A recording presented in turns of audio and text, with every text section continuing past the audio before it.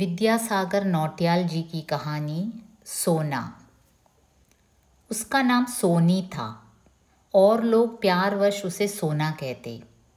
बचपन से ही उसके सौंदर्य को देख लोग कहा करते, किसी सेठ घराने में ब्याही जाएगी जहाँ 10 तोले की नथ पहन सके। और ज्यों-ज्यों वह बड़ी होती लोग अपनी वाणी दोहराते। धीरे धीरे सोनी भी समझने लगी और मन ही मन खुश होती इस बात से कि उसका ब्याह किसी सेठ घराने में होगा जहाँ बड़ी से बड़ी सोने की नथ पहनेगी। सोचती, लोग नथ देख कर ही कह उठेंगे, सेठ की बहू है। सुंदर बड़ी सी सोने की नथ पहनने की खुशी में सोनी को उस दिन दर्द भूल गया जब उसकी नाक छेदी गई। नाक को साधने के लिए यह चांदी का सूत लगाए रहो, फिर तुम बड़ी हो जाओगी और सोने के नथ पहनोगी, माँ ने कहा। सोनी की आयु बढ़ती और उसकी नाक का चांदी की सूत भी मोटा होता जाता। नथ बहुत मोटी होगी, नाक को अभी से साधती रहो, माँ बाप प्यार जताते। फूल के पौधे की तरह सोनी एक पत्ती दुपत्ती तिपत्ती होती गई। प्रतिदिन उसकी अंगों में उभार आता। हर बीता दिन उसके सौंदर्य में कुछ योग कर जाता।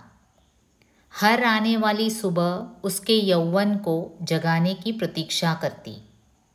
सोने के फूल का पौधा मौसम बदलते ही और खूबसूरत लगता।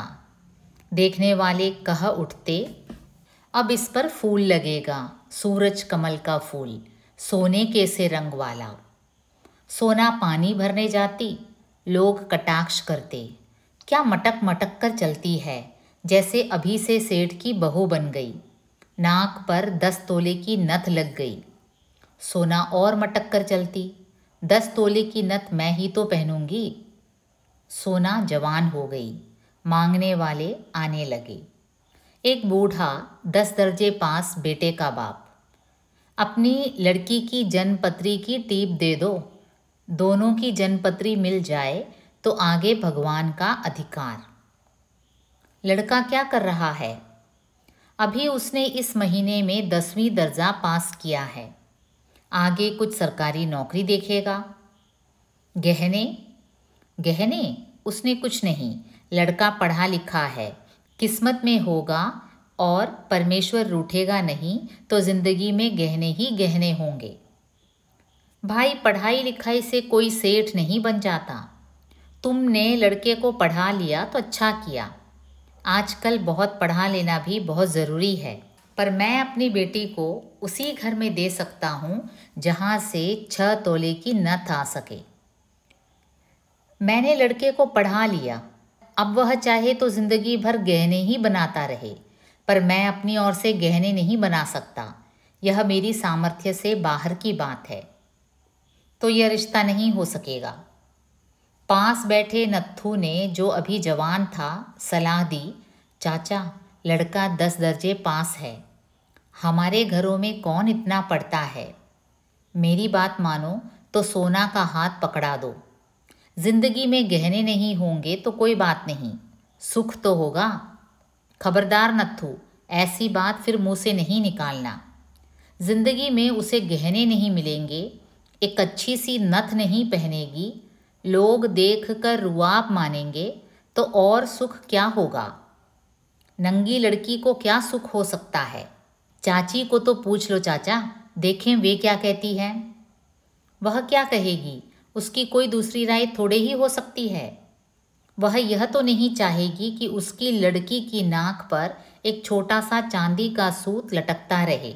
फिर भी पूछ तो लेना चाहिए। जा तू ही पूछा। नत्थू अंदर गया, सारी स्थिति समझाई। लड़के ने इल्म का बखान दिया। बेकार है बेटा, पढ़ा लिखा होगा तो अपने लिए, सोना को तो उससे कुछ भी नहीं मिलेगा।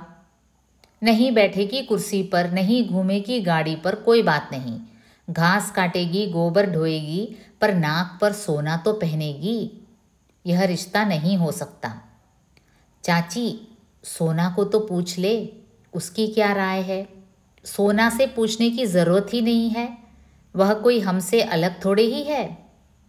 फिर भी उसका मन तो जांच ले।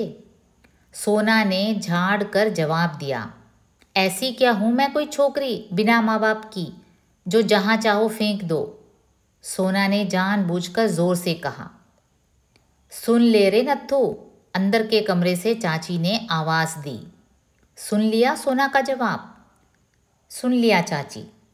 एक से एक आए, सुंदर तंदुरुस्त पढ़े लिखे लड़कों का बाप, माता पिताहीन खाते कमाते लड़कों के रिश्तेदार, पर सोना का रिश्ता न हो सका। जवान लड़की खूबसूरत, बाप के घर में कुंवारी रह जाएगी क्या? औरतों में चर्चा छिड़ी। घर पर ही बुढ़िया बनाने की ठान ली है। सोना का बाप अटल रहा। मेरी लड़की कुंवारी रह जाए मुझे मंजूर है, पर मैं दूंगा किसी खानदान में ही। शादी न हो तो ना हो, मैं नंगे भूखों को लड़की नहीं दे सकता। जिस घर से 6 तोले की नथ न आ सके, वह भी कोई घर है? सोना की माँ अटल, सोना अटल। आखिर 6 तोले की नथ आई, एक ठेकेदार एक अनपढ़ लड़के को लेकर। रिश्ता तय हो गया। अगले महीने ब्याह। शादी से पहले ही नथ आ गई। सोने की नथ का वजन पूरे 6 तोले, रत्ती भर कम नहीं। सोना ने पहन ली। दर्द हुआ पर कोई बात नहीं, गांव की औरतों की बोलती बंद हो गई। बड़े बूढ़े अपनी पोतियों की नाक देखने लगे। गांव की कुंवारें देखकर शर्मा जाते। कभी मेरी भी बात चली थी, पर इतना भाग कहाँ। 6 तोले की नथ, सेठ की बहू, किस्मत खुल गई ठेकेदार की। ऐसा माल कहाँ मिलता। संयोग की बात, सोना का ब्याह हुआ और उसके पति को एक सड़क के एक ठेके में हजारों का मुनाफा हो गया। ससुर का सीना फूल गया, घर में लक्ष्मी आई है। सड़क के ठेके से हुए इस मुनाफे का इसरार सोना की नथ में कुछ और सोना जोड़ उसका वजन बढ़ाकर किया गया। हाथ पांव और गले के लिए भी सोने के गहने बनाए गए। बहू का भाग्य है, बहू पर ही लगेगा। सोना का ससुर फूला न समाया। अब वह चलती तो लगता कि कोई सोने की मूर्ति चल रही है। गांव में कोई भी बाहरी आता तो सूरत देख कर कह उठता, ठेकेदार की बहू है। इकलौती लाडली बेटी का समाचार सुनकर बाप बोल उठे। 1.5 कौड़ी की इज्जत वाले आ जाते थे, लड़की दे दो साहब।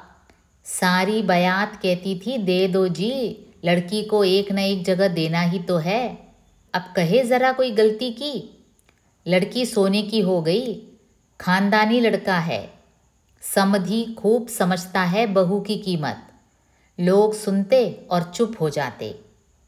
सोना की गोद में एक बच्चा खेलने लगा।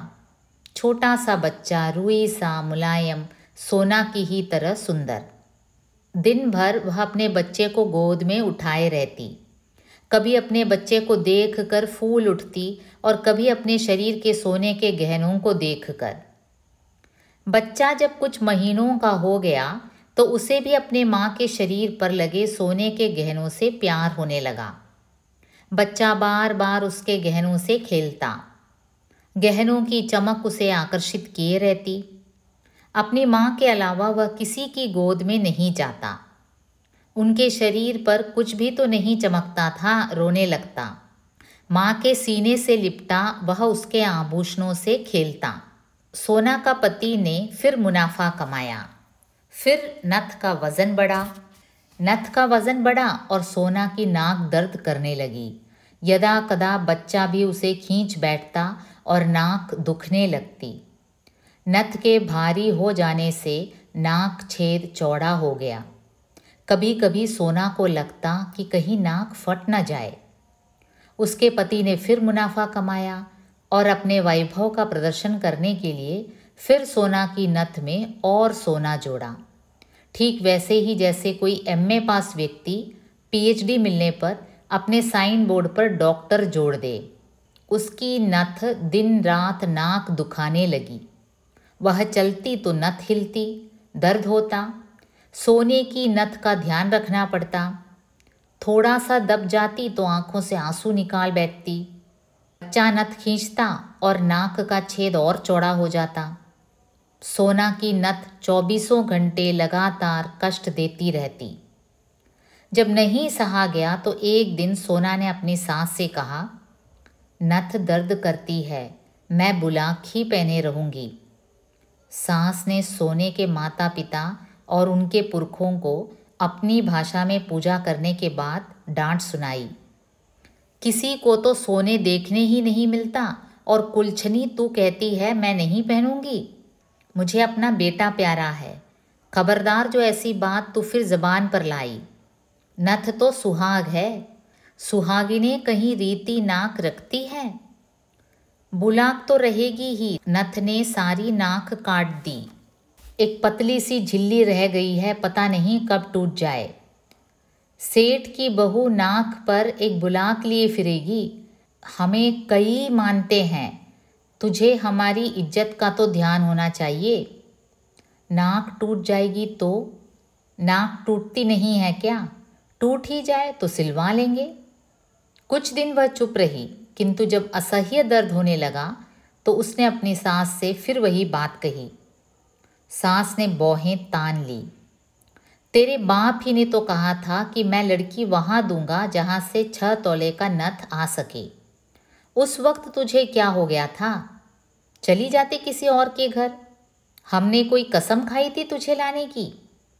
सोना अपना सा मुँह लिए आँखों में सफ़ेद बड़ी बड़ी बूंदें लेकर किसी और चल दी।